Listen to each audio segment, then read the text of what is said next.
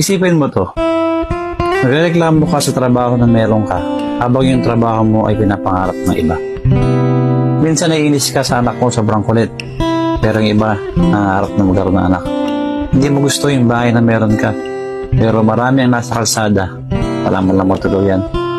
Minsan gusto mong bawiin yung sarili mong buhay. Pero yung iba, gagawin ang lahat para lang mabuhay. Minsan kaya hindi ka masaya kasi hinahanap mo yung mga bagay na wala sa'yo. Alam mo, subukan mong tumingin sa paligid mo at makikita mo na napakadaming bagay na meron sa'yo na pinapangarap ng iba. Huwag mo kasi hanapin yung mga bagay na wala sa'yo.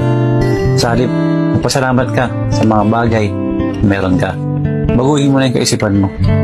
Dahil hanggat hindi mo binabago yung kaisipan mo, hindi ka magiging masaya.